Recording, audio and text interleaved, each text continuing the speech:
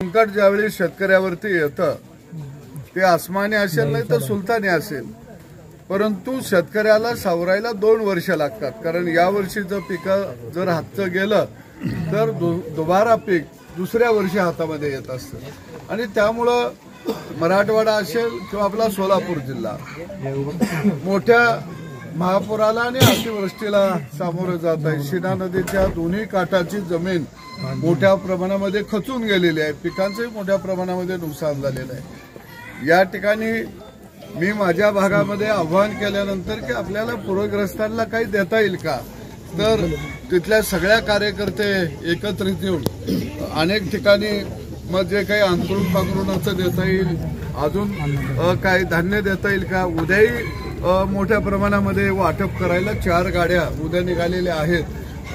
सोलापूरच्या इतर भागामध्ये सुद्धा उद्या वाटप करतील. काही ठिकाणी मला वाटतं बार्शी तालुक्याला लागून शेवटचं गाव गायी गेलेल्या होत्या. आज कार्यकर्त्यांनी आमच्या भागातल्या निधी गोळा केला आणि 2 गायी आपल्याच भागात घेऊन त्यांना द्यायला गेले. मी सगळ्या शेतकऱ्यांना अगदी नम्रपणानं सांगतो की कोल्हापूर आणि सांगलीला जो महापूर आला होता त्या धर्तीवरती नुकसान भरपाई या महापुरातल्या आणि अतिवृष्टीतल्या शेतकऱ्यांना मिळाली पाहिजे, ही मागणी आम्ही लावून धरलेली आहे. आजच एक निर्णय चांगला झाला.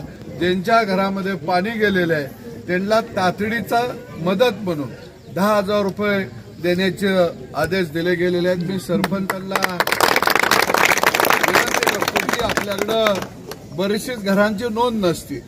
एकच घर असतं, 2 भाऊ वेगळे राहिलेले असतात, पण एकाच्या नावावर घर असतं.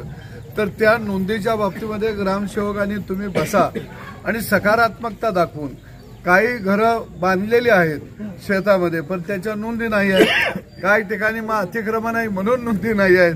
तर असं न करता सगळ्यांच्या नोंदी घालून घ्या आणि प्रत्येकाला मदत मिळाली पाहिजे. घराची पडझड झाली असेल तिथं मदत मिळाली पाहिजे. या दृष्टीनं आपण सगळे काम करूया. निश्चितपणानं आम्ही बळीराजाबरोबर आहे, गावगाड्याबरोबर आहे आणि सरकारला आम्ही जास्तीत जास्त मदत दिली पाहिजे हा आग्रह निश्चितपणानं धरला जाईल की जेणेकरून सामान्य माणूस आणि शेतकरी सावरला पाहिजे. बबनदादांच्या साखर कारखान्याच्या माध्यमातून